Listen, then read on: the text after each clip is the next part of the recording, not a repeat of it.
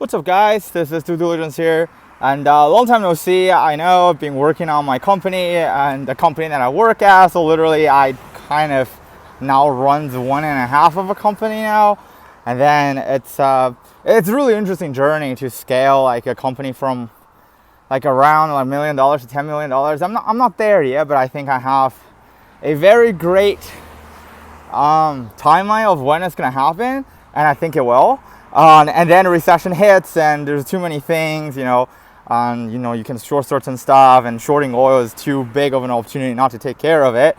And right now you have, OPEC is decreasing their oil production, and there's way too many things. Like if you go look at the politics in CCP, you realize that, hey, maybe it's a really great idea to short those currencies. And I literally work like 10 hours a day when I get home.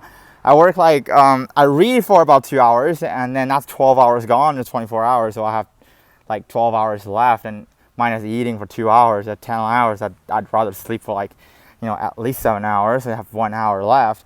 I usually ended up just endlessly working. So sorry for not taking care of you guys, my dear audience, whether you hate me or you love me.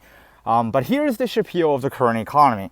So if you go look at the inflation data from last month and the month before, and you go look at the oil prices, you can actually draw a straight correlation between inflation and oil prices. However, there's no straight correlation between inflation and how the market is moving. So essentially, if you backtrack 20 years and you go look at inflation during time of high inflation and during time of low inflation, there's no direct correlation between whether the stock market is going to go up or go down. But in general, a belatent inflation means when you have, you anticipate inflation in the next few months or whatever, the market is going to go up with the anticipation.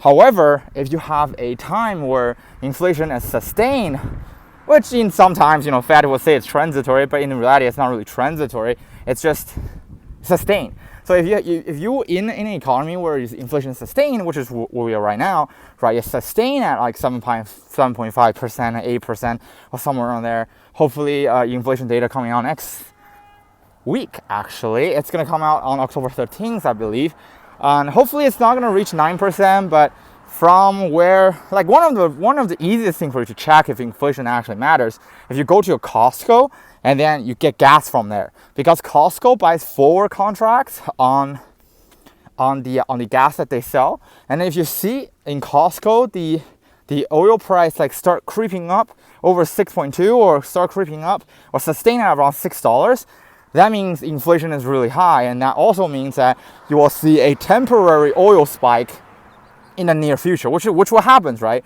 And then, if you are on my Discord, you will know that I always say that if you just buy Occidental, which is OXY, at $59, you will always make money.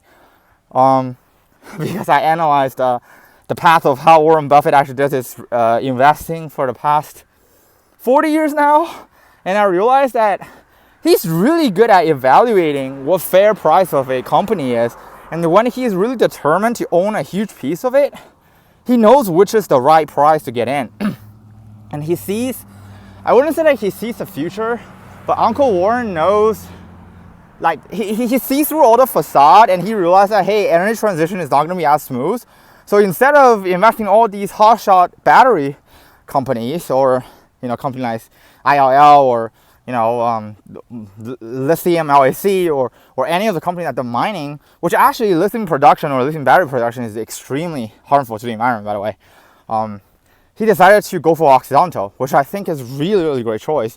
Even though for some minor part of the valuation, I don't really agree with him. But I do believe that in the short run and in the medium run, you can actually make a lot of money from what we call this. It's not really called scoping. It's really, you just understand the value of the company and you buy in a certain point and you sell it.